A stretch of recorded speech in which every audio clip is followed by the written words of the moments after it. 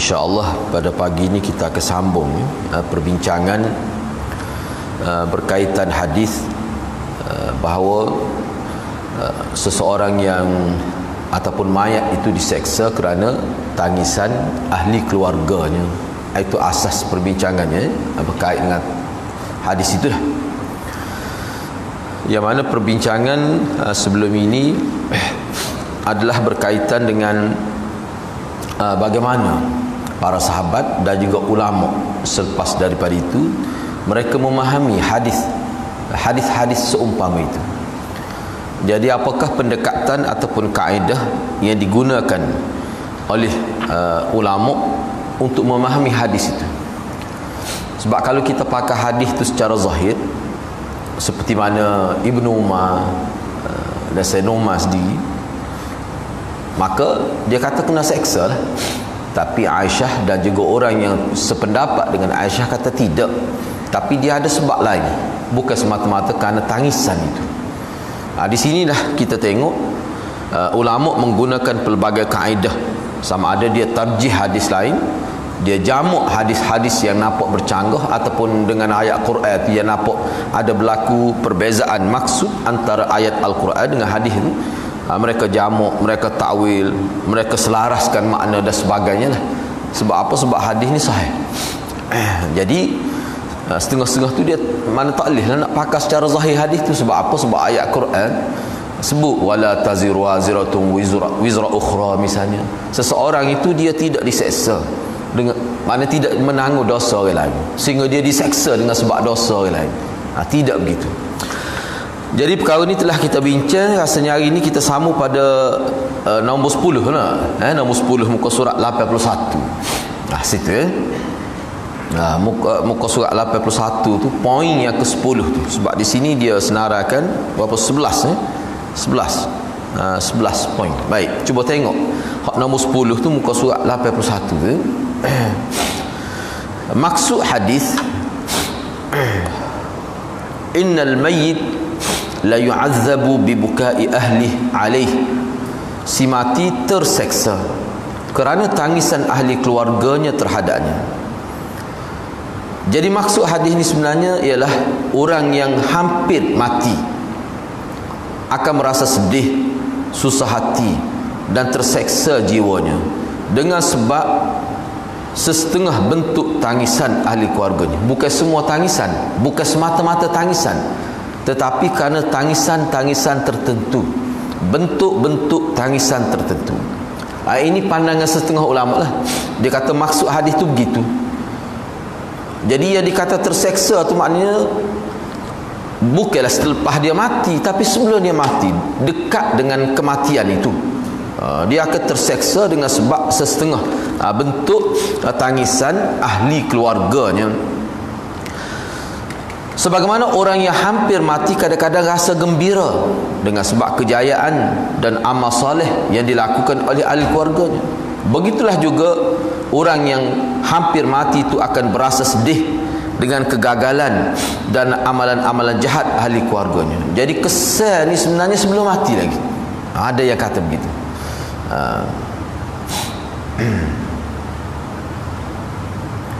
Termasuklah antara amalan dan perbuatan yang menyeksanya, yang menyebabkan orang nak mati itu rasa terseksa dan rasa sedih apabila ahli keluarganya menangisinya dengan cara, itu penting tu, dengan cara yang melampau-lampau ketika ia berada di ambang pintu kematian, ketika berada di sakrah itu. Tu. Antara bukti bukan semua bentuk tangisan akan menyeksa dan menyedihkan orang yang hampir mati ialah kata-kata Sayyidina Umar yang tersebut pada nombor 4. Kalau cuba tengok pendapat ini mengguna pakai kaedah takwil. Cuba tengok nombor 4 tu muka surat berapa tu? Muka surat sebelah tu lah 79. Cuba tengok semula mana ada kitab ni. Jadi Sayyidina Umar sendiri pun sebut bahawa tangisan itu semata-mata tangisan sedih mengalir ke air mata. Bahkan Nabi ada siapa bergerak dia punya kepala bahu Nabi bila cucu dia meninggal dunia, kan? Cucu lelaki dia meninggal dunia, anak dia sendiri meninggal dunia, Nabi menangis tapi sehingga terhinjuk-hinjuk kepala bahu. Sehingga sahabat pun tanya, tak apa kau menangis gitu? Nabi kata, sekadar itu tidak menjadi masalah. Itu tanda bahawa seseorang itu masih ada perasaan sedih dengan sebab kematian. Itu termasuk dalam fitrah, sifat semula jadi yang Allah Subhanahu Wa Taala buat dalam diri manusia. Hak tu tak apa sekadar itu. Yang dikatakan haram ni, seperti mana zaman jahiliah tu, siapa meraung-raung, pukul kepala, pukul dada, koyak baju, tarik rambut misalnya. Dan ini biasanya berlaku di kalangan perempuan lah. Bahkan mereka dibayar untuk tujuan itu. Kena dibayar.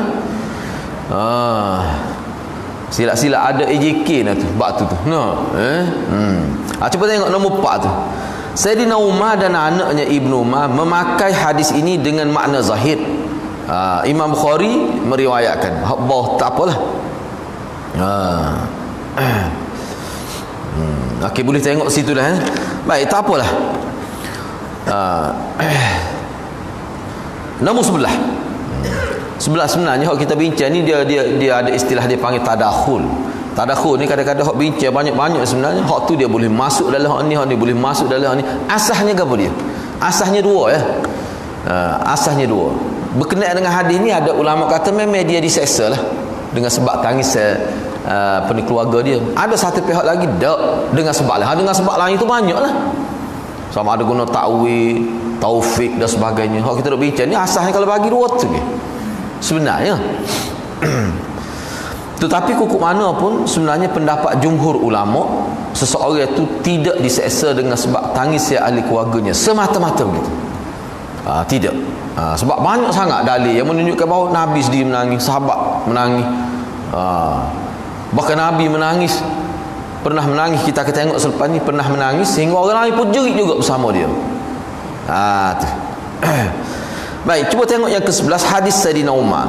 Hadis Ibnu Umar, hadis Ibnu Umar dan lain-lain sahabat yang menyebutkan si mati terseksa kerana tangisan ahli keluarganya terhadapnya. Sebenarnya hadis ini di segi sahih tu orang tak pertikar. Cuma makna tu difaham pelbagai.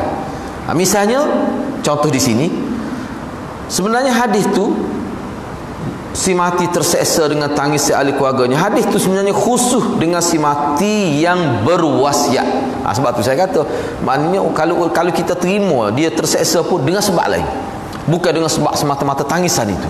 Mesti ada sebab lain. Misalnya di sini mati itu khusus dengan si mati yang berwasiat supaya ia ditangisi dan diratapi selepas kematiannya. Ia bukan umum untuk semua orang mati yang ditangisi atau diratapi selepas kematiannya.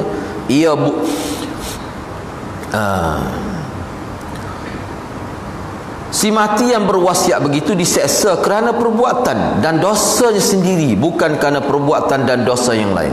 Oleh itu ia sama sekali tidak bertentangan dengan firman Allah yang bermaksud wala taziru waziratu wizra ukhra tu, maknanya la taziru waziratun wizra ukhra, tidak mana seseorang itu tidak memikul beban dosa orang lain. Itu maksudnya. Dengan sebab orang lain menangis, tiba-tiba dia kena selesai bercanggah dengan ayat Quran tu. Tidak begitu.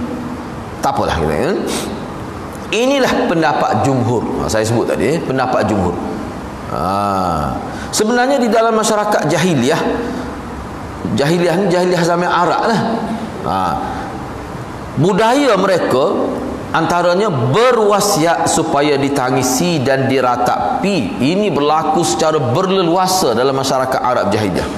Sebagai contoh, ni mana kita boleh kesal sebab dia gini, kalau kita belajar tentang budaya Arab, tentang Arab ni, salah satu kita nak tahu budaya mereka, kita boleh dapat daripada syair-syair Arab zaman jahiliah. Sebab penyair-penyair ni biasanya syair-syair dia tu dia memperhalkan keadaan masyarakat. Misalnya di sini, misalnya satu syair yang telah diungkapkan oleh Tarafah bin Abd bin Al-Abd, kata dia. Ni syair lah ni. Syair ni dia ada bentuk bacaan dia sendiri, dia tak serupa Quran. Fa'in muttufan aini bima ana ahluhu wa syuqqa alayya al-jayba yabnata ma'badi. Fa'in muttufan aini bima ana ahluhu wa syuqqa alayya al-jayba yabnata ma'badi. andainya aku mati, ratapilah aku dengan ratapan yang layak denganku. Koyaklah kolar bajuku kerana-ku. Mana koyaklah baju kolarmu, mana koyaklah bajumu, seolah begitulah. Kerana-ku, wahai anak perempuan Ma'bad. Dia wasiat gitu.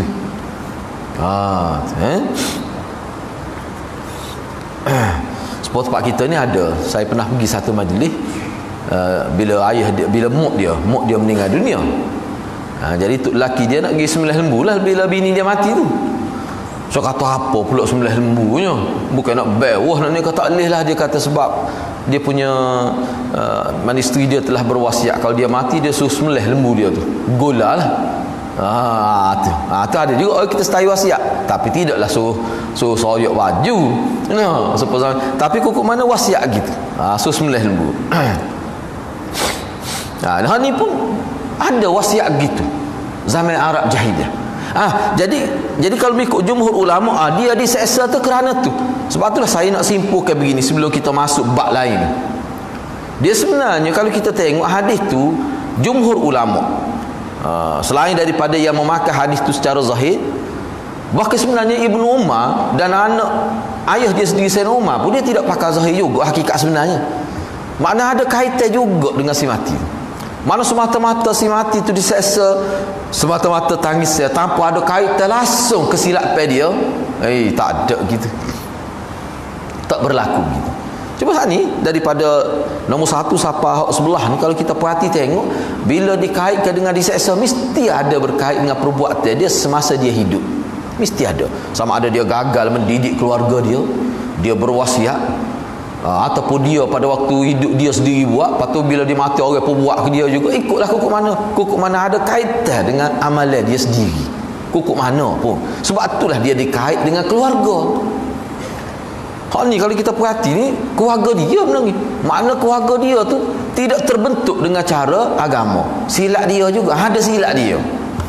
Kalau orang lain menangis tak kena dia. Ni tapi kalau zaman Arab jahiliah itu dia upah orang khusus. Dia ada khusus orang jon jerit ni. Jon jerit. Dan dibayar tu. Dibayar. Tu. Sampai sekarang pun ada lagi budaya ni dalam setengah bangsa. Ada setengah-setengah agama. Bahkan saya tengok dokumentari lah. Dia ada buat. Dia beri kain sapu tangan warna merah tu dia. Air ramah juga nampak ni. Mana macam kumpulan boria juga ni. Khusus jerit bila kematian. Lepas jerit juga dia keluar daripada bilik tu orang bayar, senyum molek-molek boleh pitih. Gitu ada bangsa. Maknanya kita kata perangai jahiliah dulu dalam setengah-setengah agama, setengah-setengah bangsa itu masih menjadi budaya yang masih kukuh lagi diamal dalam masyarakat dia tu. Baik. Jadi sebenarnya pendapat yang kesebelah ni juga menggunakan kaedah takwil. Mana hadis tu tak boleh pakai zahir lah, kira-kira begitulah. Jadi kena ingatlah. Maknanya hadis tu kalau kita nak dedahkan kepada masyarakat, kalau kita kuliah dan sebagainya, kita kena sebut begini. Mana hadis ni sebenarnya oleh kerana zahir dia bercanggah dengan ayat Al-Quran, maka para ulama sehingga menjadi pendapat jumhur ni bukan majoriti. Jumhur ni bukan majoriti. Jumhur ni mana jumlah yang besar, misalnya sampai 90% ke. Kalau majoriti lebih seorang bukan majoriti. Ni pendapat yang ramai sehingga dikatakan jumhur, sebilangan besar ulama kata tidak, tak boleh pakai zahir sebab dia bercanggah dengan ayat Quran. Jadi kalau nak pakai juga hadis ni, maka mesti guna kaedah takwil dan sebagainya lah. Baik, habislah bab tu. Sekarang ni kita masuk tajuk lah, tajuk subtopik lah, tajuk pecahan, tapi masih berkaitan dengan isu ni lagi. Misalnya, ini contoh, cuba tengok mana. Berkenaan dengan menangis semata-mata tanpa meraung dan ada unsur-unsur ratapan kerana kematian seorang. Itu adalah sesuatu yang harus dengan kesepakatan para ulama. Semata-mata jerit, sedih, mengalir air mata, kadang-kadang bunyi juga sikit suara tu. Bila jerit ni ada setengah jerit tu memang bunyi suara, laki pun bunyi suara kadang-kadang sedih doa tu. Lagu mana kalau tu? Kalau tak boleh jerit langsung berat juga. Lepas tu bercanggah dengan realiti. Dalam hadis Nabi pun menangis, sahabat dia menangis. Kita akan tengok selepas ni beberapa contoh. Jadi berkenaan dengan bila kematian keluarga, maka ada yang menangis. Tu. Tapi tidaklah siapa perkara meraung seperti orang hilang akal itu, tidak begitu. Jadi ulama kata boleh. Hak kata boleh ni kes sepakat. Semua ulama kata boleh. Semua ulama, tak ada nafi seorang pun. Baik, banyak sekali terdapat dalil-dalil berupa hadis yang menunjukkan keharusan menangis. Bahkan kalau bunyi suara sikit pun tak apa lagi. Siapa bergerak tubuh sehingga orang terpaksa pegang dia, menenangkan dia, tu tak apa lagi tu. Dah tu berlaku tu secara spontan. Berlaku tu secara spontan, ya. Antara dalil bolehnya, harusnya, yang pertama dalilnya hadis Anas bin Malik. Dia sebut sini, cuba tengoklah. Kata Anas, anna Nabiy sallallahu alaihi wasallam na'a Ja'far wa Zaida qabla an yaji'a khabaruhum wa 'ainahu tazrifan. Sesungguhnya Nabi sallallahu alaihi wasallam telah memberitahu kesyahidan Ja'far, ni sepupu dia Ja'far, adik-beradik Sayyidina Ali, dan juga Zaid, sebelum sampai berita kematian mereka, dalam keadaan meleleh air mata dari kedua mata baginda sallallahu. Bila Nabi sebut tentang kematian Ja'far dalam satu peperangan dan juga Zaid, maka Nabi mengalirkan air mata. Moga anak akak dia tu Zaid tu. Ni sepupu dia Ja'far daripada kecil lagi. Sebab dalam hadis tu dia duk bergandung dengan Ja'far ni dalam hadis. Dia duk bergandung dengan Ja'far. Bila Ja'far tengok perempuan dia airat pada Ja'far, kan dalam hadis makna dia rapat ni dengan Ja'far ni. Nabi sallallahu alaihi wasallam sepupu dia, anak Abu Talib. Bila mati dalam peperangan, dan ni anak akak dia mengalir air mata. Riwayat Anas. Tu ada berlaku pada Nabi sendiri. Baik. Ni hadis ni riwayat Bukhari, ya. Riwayat Bukhari lah. Yang kedua hadis Ibnu Umar.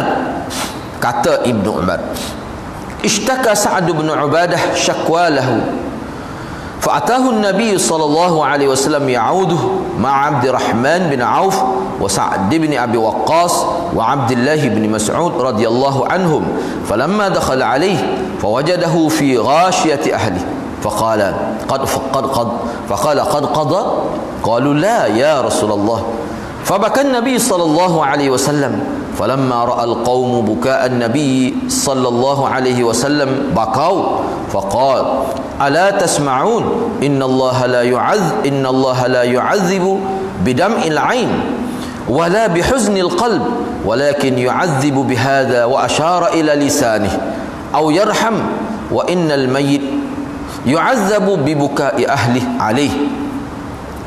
Hadis ni riwayat daripada Ibnu Umar. Maksud hadis ni pernah Sa'ad bin Ubadah sakit. Ni sakit berat ni. Cerita ni sakit Mekah ni. Sehingga sebut sakit di Mekah. Sakit dia ni. Maka Rasulullah pun pergilah ziarah dia. Pergi sekali dengan Nabi tu siapa dia? Abdurrahman bin Auf, Sa'ad bin Abi Waqqas dan Abdullah bin Mas'ud. Bila Nabi masuk dalam rumah dia, maka Nabi pun kata, Nabi kata bila masuk dalam rumah dia, Nabi SAW mendapati beliau telah dikerumuni. Mana anak-anak duk likung dia. Maka Nabi, jadi keadaan keluarga dia tu mendorong Nabi bertanya. Udah tengok keadaan tu nampak penuh pakat duk likung, meh tak nampak dah saat ni.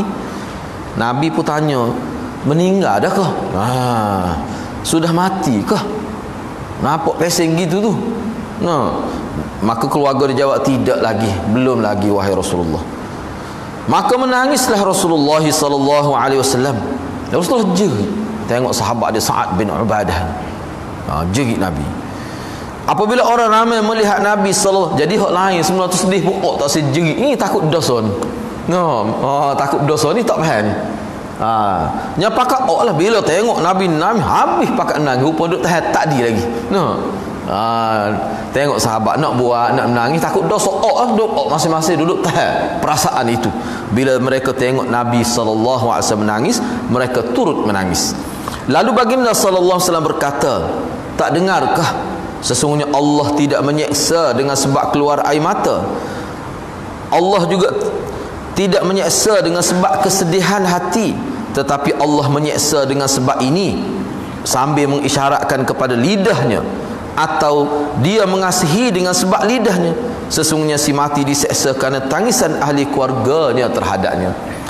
Maksud lidah, Nabi tunjuk lidah itu isyarat kepada menangis meraung-raung sehingga seperti orang histeria, orang hilang akal. Itu yang diharamkan. Hadis ini diriwayatkan oleh Imam Bukhari dan Muslim. Hadis ini jelas menunjukkan bukan semua bentuk tangisan terlarang dan menyebabkan si mati terseksa. Bukan begitu ya. Yang terlarang dan menyebabkan si mati terseksa hanyalah tangisan yang disertai dengan ratapan atau lolongan atau raungan yang melampau-lampau. Kena ingatlah ni pun kita kena faham dalam konteks tadilah. Maknanya kalau tangisan itu dia dilakukan oleh keluarga dia tu hasil daripada kegagalan dia didik keluarga dia, ataupun apa-apalah yang kita bincang dah sebelum ni, baru dia terseksa. Lepas tu seksa sendiri tu seksa yang macam mana? Ulama bincang pula. Seksa tu seksa macam mana? Ingat ada baru sebelum ni saya tak ingat dalam siri yang ke berapa kita sebut dah, ulama kata terseksa maknanya sedih. Boleh jadi.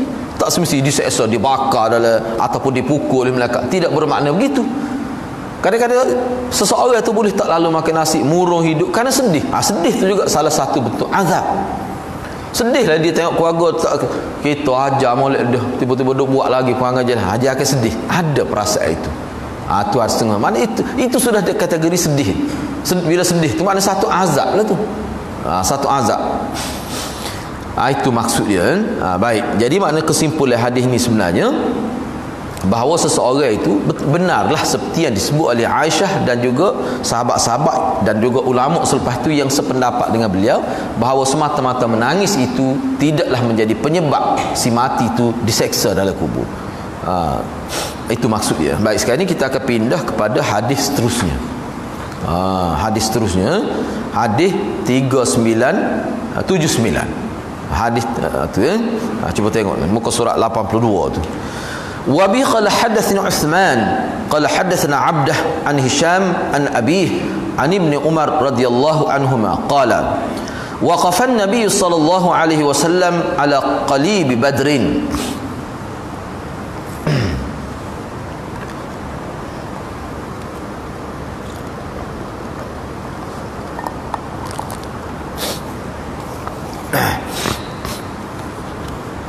وقف النبي صلى الله عليه وسلم على قليب بدر فقال هل وجدتم ما وعد ربكم حقا ثم قال إنهم الآن يسمعون ما أقول فذكر لعائشة فقالت إنما قال النبي صلى الله عليه وسلم إنهم الآن لا يعلمون أن الذي كنت أقول لهم هو الحق ثم قرأت إنك لا تسمع الموتى wala tusmi'us samma' wad du'a idza wallaw mudbirin. Tu sambung ayat tu lah.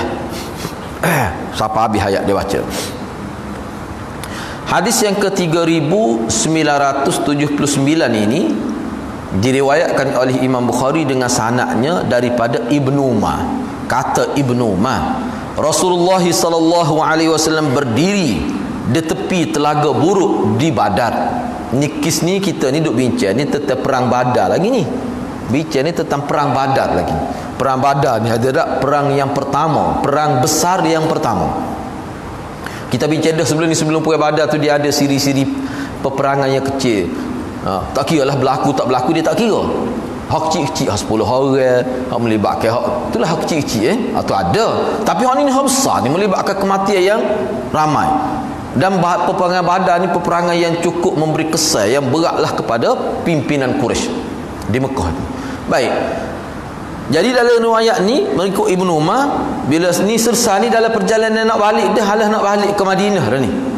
Nabi berdiri dekat dengan telaga buruk di Badar. Telaga buruk ni tempat dilemparkan mayat-mayat pemimpin-pemimpin Quraisy yang terbunuh dalam perang Badar itu. Di mana Nabi bersabda, sudahkah kamu dapati benar apa yang dijanjikan kepadamu oleh Tuhanmu? Kemudian Rasulullah SAW bersabda lagi, sesungguhnya mereka sekarang sedang mendengar apa yang aku katakan. cerita Ibnu Umar itu disebut. Jadi riwayat Ibnu Umar sebut ni diceritakan kepada Aisyah radhiyallahu anha. Bila dengar gini, Aisyah pun kata lalu kan, dia bercanggah dengan Ibnu Umar ni kan. Dia kata lah, cuba tengok ni hadis ni. Dia kata ke dia?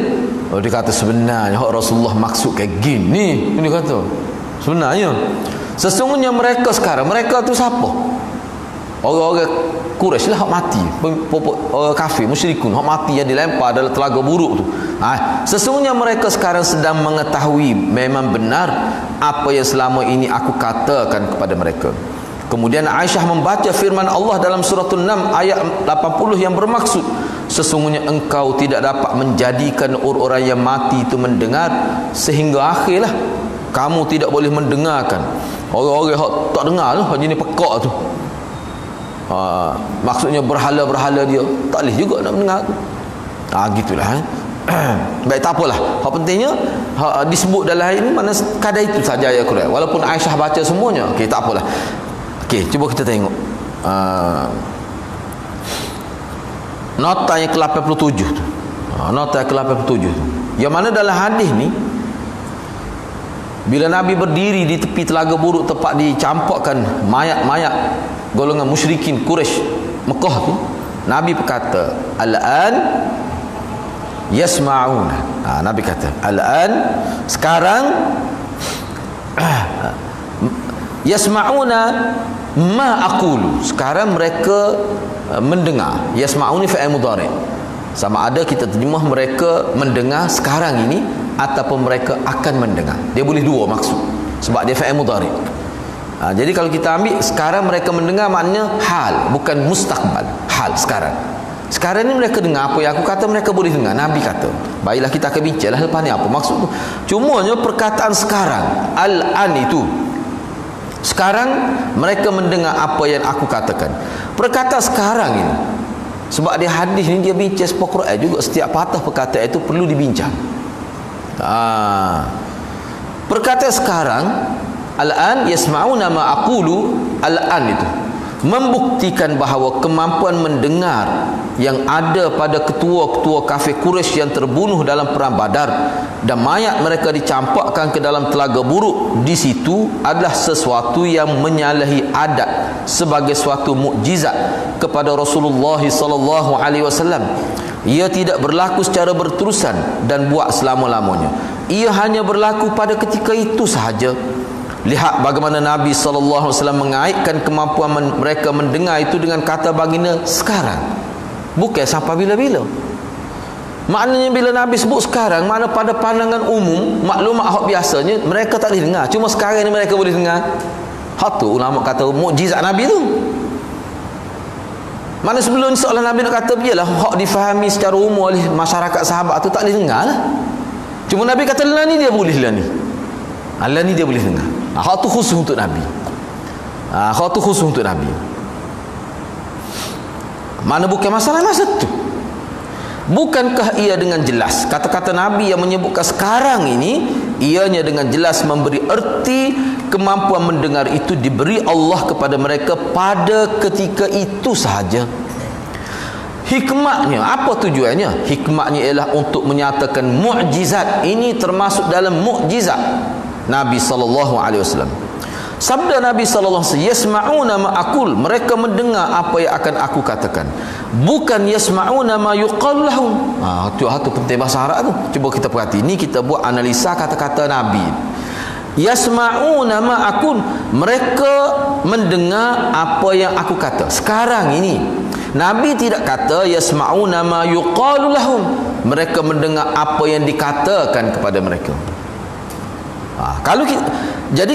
Kalaulah yasma'una ma yuqalu lahum, mereka mendengar apa yang dikatakan oleh sesiapa sahaja kepada mereka, kalau hal tu mungkin ada kemungkinan bila-bila pun dia boleh dengar. Tapi bila kata sekarang dia dengar, maknanya khusus sekarang, bukan selepas ni, bukan sebelum ni. Kalau dia kata yasma'una ma yuqal, mereka mendengar apa yang akan dikatakan, maknanya hal tu maksud dia tu lebih luas. Mana boleh jadi sekarang akan datang. Tapi Nabi tak kata gitu.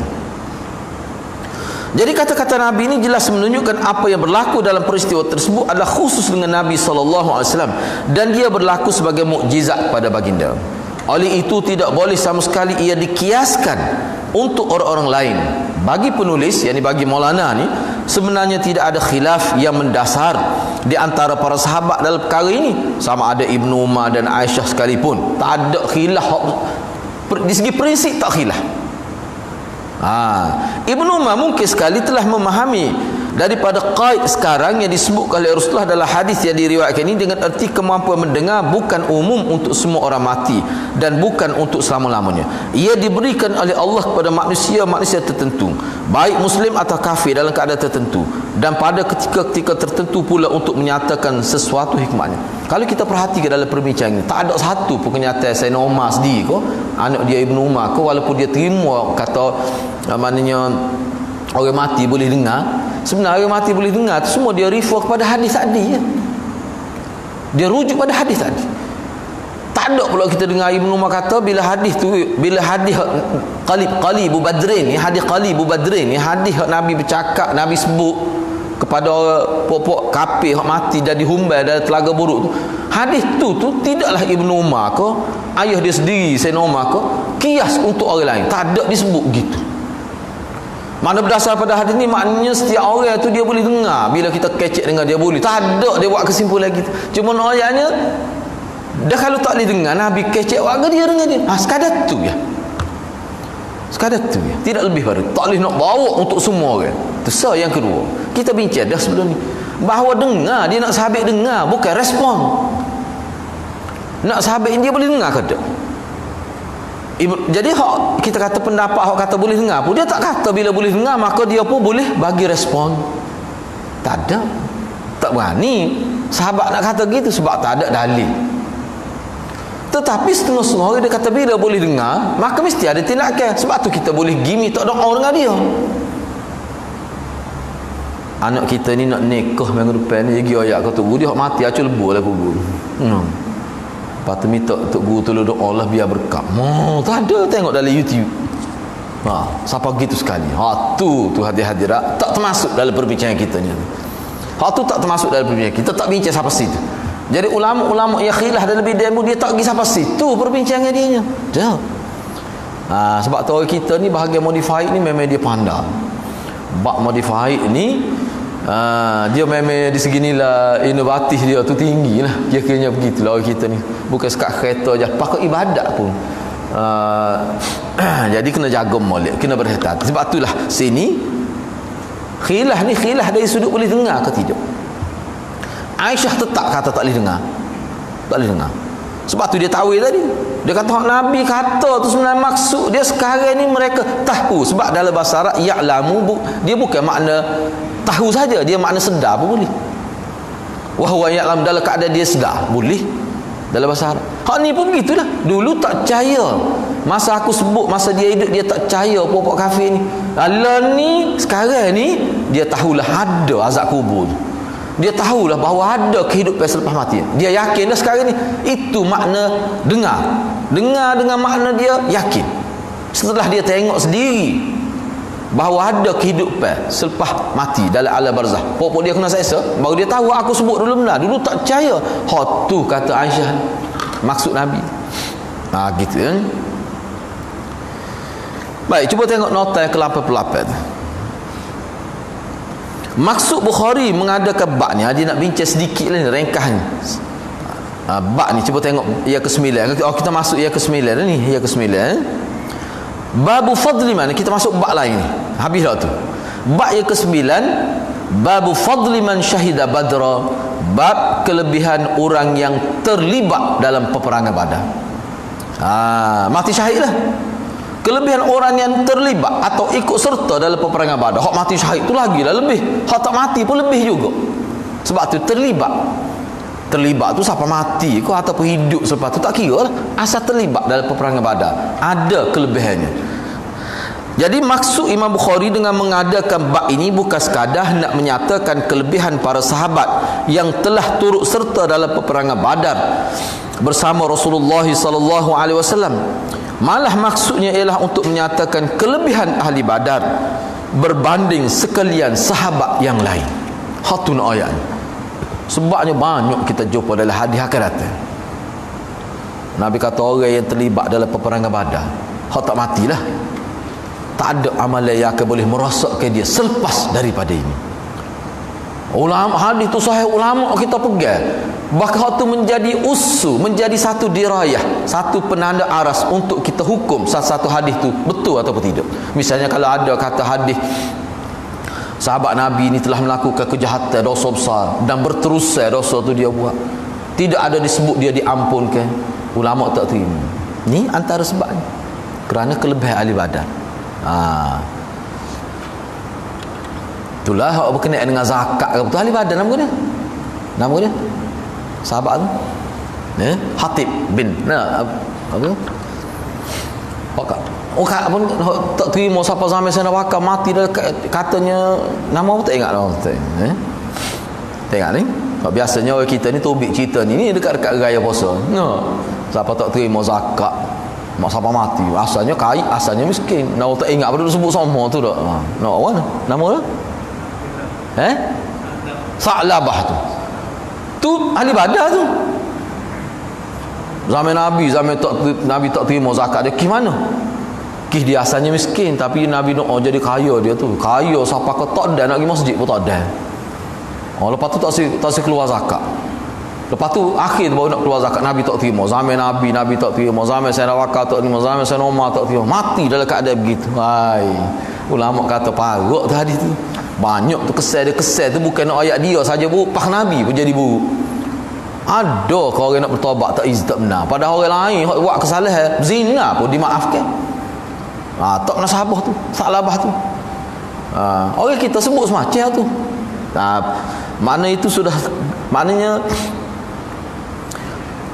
mana riwayat tu ulama tak terima, tak boleh di segi dia raya, tak nak sabar lah. Akhir hati kita akan bincang siapa bab dia.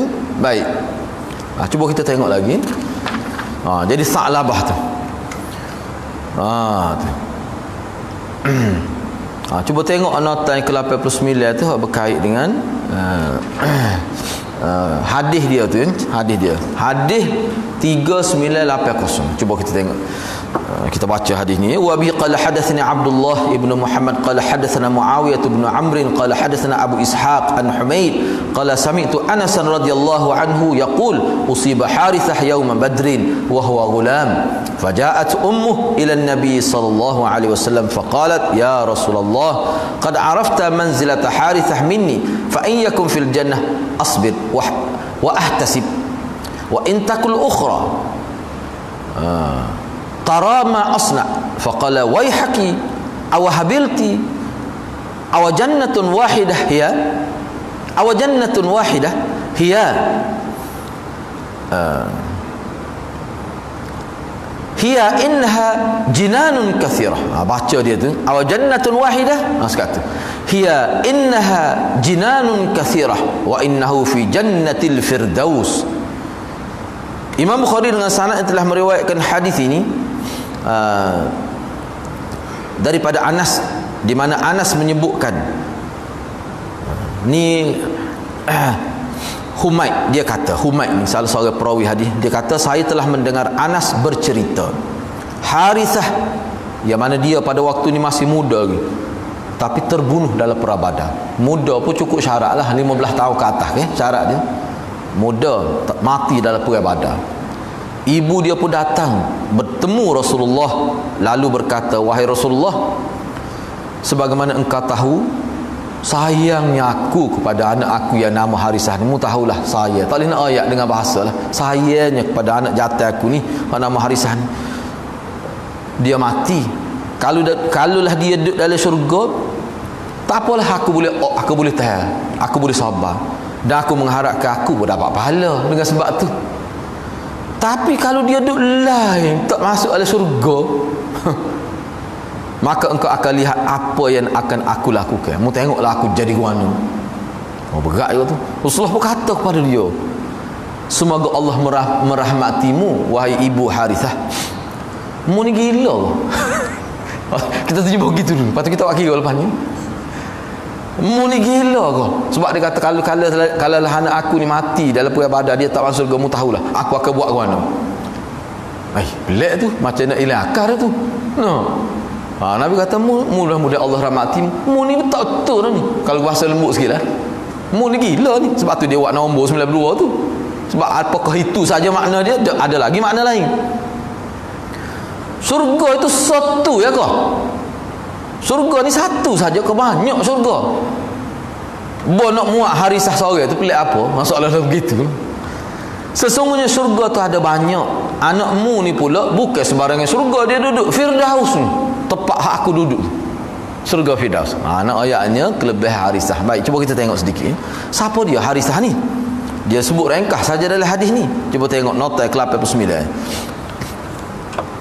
Nama dan salasilah keturunan Harisah ni selengkapnya ialah Harithah bin Suraqah bin Harith bin Adi bin Najjar al-Ansari, daripada kabilah Najjar, dan dia ni puak-puak Ansar. Harithah ni terbunuh kerana terkena anak panah sesak di halkum dia ketika sedang minum air di sebuah kolam di medan Badar. Beliaulah orang Ansar pertama yang terbunuh di dalam peperangan Badar. Jadi Harisah pada ketika itu, ketika dia terkena anak panah betul-betul di halkum dia tu, dia sedang bertugas sebagai salah seorang anggota tentera di barisan peninjau. Tu. Beliau dipanah oleh seorang Quraisy yang bernama Hibban bin Al-Ariqah. Hibban bin Al-Ariqah inilah juga yang telah memanah Sa'ad bin Mu'az, ketua Ansar itu, di dalam perang Khandaq pada tahun kelima. Anak panah dia mengenai urat nadi di lengan atau di tangan Sa'ad. Akibatnya Sa'ad meninggal dunia sebulan selepas perang Khandaq, sehingga disebut dari riwayat darah tu tak berhenti keluar. Sebulan kira lah. Dulu tak ada kelengkapan seperti sekarang ni dari segi perubatan. Suraqah, ayah kepada Harisah, juga seorang sahabat Nabi SAW. Beliau juga telah syahid dalam peperangan Hunain. Akan datanglah cerita dia ni. Emak Harisah bernama Rubai' bintin Nadir. Rubai' adalah emak saudara Anas bin Malik radhiyallahu anha. Mana adik-beradik saudara Anas ni, emak saudara Anas ni bukan alik emak dia, alik ayah dia. Mana emak saudara Anas, Rubai' bin An-Nadir, mak kepada Zaid ni adalah mak saudara Anas. Mak saudara balik mana? Balik ayah Anas. Mana adik-beradik Malik lah. Bukan adik-beradik Ibnu Sulaim, tidak. Ummu Sulaim, bukan. Ini bermakna Harisah ni sepupu Anas bin Malik. Sepupu lah. Sebab Rubai' itu adik-beradik Malik. Malik itu ayah Anas. Maka Harisah tu adalah sepupu dia. Dia gini cerita dia sebenarnya. Persepah ni pun ada juga sebut cerita dia begini. Jadi mak dia ni, dia macam tak sedap hati lah sebab anak dia mati ni bukan dalam peperangan, tapi ketika rehat duduk di camp, duduk tengah minum air. Mana pun ketika tu tidak berlaku peperangan lah, duduk tengah minum air. Kalau kita agak duduk catering lah, kita kata catering camp tentera tu. Duduk tengah minum air, masa tu kena anak panah. Mari anak panah sesak. Setengah ulama kata tidak sesak, memang dituju pada dia. Sebab ni kawan ni Hibban bin Ariqah ni mana pemanah tepat. Kalau lah ni kita kata sniper tu lah, kita kata tak. Maknanya kita kata dia penembak tepat tu. Itulah dia ni. Sa'ad pun dia juga bunuhnya. Sa'ad tu kata bergegar tiang aras tu. Bila mati dia, Nabi kata mati dah orang soleh itu. Mata rajulun salihun, Nabi telah mati orang soleh tu. Nabi kata pada Sa'ad bin Mu'az. Dia ni. Jadi bila dia mati gitu, mak dia tahulah keadaan dia. Satu dia kata tu, kok mana? Sebab orang lain mati tu dalam peperangan. Tu Nabi kata maknanya bagi Nabi, oleh kerana walaupun dia mati gitu pun, tapi oleh kerana dia tentera dan dia ni Nabi tugas khusus untuk meninjau keadaan musuh. Sebab musuh boleh datang dari pelbagai sudut. Jadi apa hok je tengok ni bagi pengawas ni. Bagi pengawasan, muraqib, dipanggil muraqib itu. Dia ni salah seorang. Masa tu dia kena. Bukan masa tu, masa dia duduk minum air. Di kolam ni di osis lah, di kawasan yang ada air. Masa tu dia kena. Hak tu mak dia tu nak pasti tu, kalau mati gitu tu supo orang lain juga kau mati syahid. Nabi kata supo. Hak tu latar belakang dia ya. Kalau kita tak tahu, kita kata oh jahil, molek mak dia no. Anak yang nampak okey, mak nampak jahil. No, kalau kita tak tahu cerita. Gitu kan. Cuba tengok nota ke 90. Bila dia ditanya Nabi, bila dia disebut Nabi, dia kata kalaulah anak aku ni Harisah ni mati dan dia ni ahli syurga, tak apalah, aku boleh sabar, bahkan aku mengharap pahala, aku pun boleh pahala. Kira gitulah. Bapa dia kecek gitu. Maksudnya aku akan betul-betul menangisnya. Mana kalaulah dia tidak berada dalam syurga, duk lain. Enggak tak ada dah kalau tidak syurga neraka. Tak ada duk atas batas ni. Kalau dia duk lain tak masuk syurga dengan sebab mati ni, maka mu tahulah apa yang akan aku buat. Apa kecil nampak negatif cara mikir. Nampak tu. Baik, maksud kata-kata Rubaiyah ni binti An-Nadir ni, maksud dia nya gini, aku akan betul-betul menangisi dia. Mana sedih sungguhlah aku kalau dah lah mati tak boleh masuk surga pula. Tak masuk surga selalu, sedih benar. Tak kena ayat Quran. Ibarat ini boleh juga diterjemahkan begini, maka keadaan saya sekarang seperti yang engkau sendiri lihatlah, tarama asna. Kalau begitu bererti fahalil an kama tara. Mu tengok aku sekarang sedang menangis. Sedih benarlah aku dalam mati tak mati syahid. Sedih benarlah aku. Rugi besarlah akunya. Maksud dia begitu. Maulana Daud Ras dalam terjemah Sahih Bukhari dalam bahasa Urdu ni saya nak baca. Betul tak ni? Ni Maulana dia petik dalam Maulana Daud Ras dalam terjemah Sahih Bukhari dia. Tu tak nak baca tu. Agar kim dia tu lah. Tu dalam maknanya kata-kata dia. Kalau dia nak ayatnya ke dia sini. Nak ayatnya keadaan dia tu kalau anak dia tak mati syahid sedih benar. Menangis mu tengok aku sekarang sedih benar. Tapi kalau Rasulullah boleh ayat kata anak saya dalam syurga, tak apa. Sebab tu Nabi kata syurga Firdaus anakmu. Sokolah dia nya. Tu dia nak dengarnya. Baik. Jadi wayhak ni kita bincang minggu hadapan lah insya-Allah. Ni perlu kita bincang sebab setengah-setengah kalimah harap ni sepuluh dalam bahasa Melayu jugalah. Ada setengah bahasa Melayu kata kalau kita tengok semata-mata kata-kata tu nampak teruk tapi bukan maksud gitu. Misalnya ginilah kita kata, kadang-kadang seorang tu dia kata kepada anak dia, mari sini budak uduh dia katakan. Dak uduh tu mana budak comel. Orang tak faham uduh tu bukan kata apa mak dia duk kutuk anak sendiri. Dak orang Kelantan dia faham tu. Allah uduh budak ni busuk budak ni padahal bukan busuk pun. Ada kadang-kadang bahasa tu gitu. Zahir nampak macam takbih, nampak macam mencela, tapi tidak makna begitu. Tu. Jadi dalam bahasa Arab pun ada juga kadang-kadang begitu. Kita akan bincangkan kata. Takkanlah Nabi kata ke dia mu ni gila kau kasar molek bunyi tu. Tapi boleh diterjemah gitu. Tapi ada juga makna lain. Gitulah insya-Allah kita akan bincang minggu hadapan ni. Jadi nota yang ke-91 tu kita bincang minggu hadapan insya-Allah. Saya setakat itulah dulu, mudah-mudahan Allah berkati kita semua. Aqulu qawli hadza wa astaghfirullahal azim li wa lakum. Assalamualaikum warahmatullahi wabarakatuh.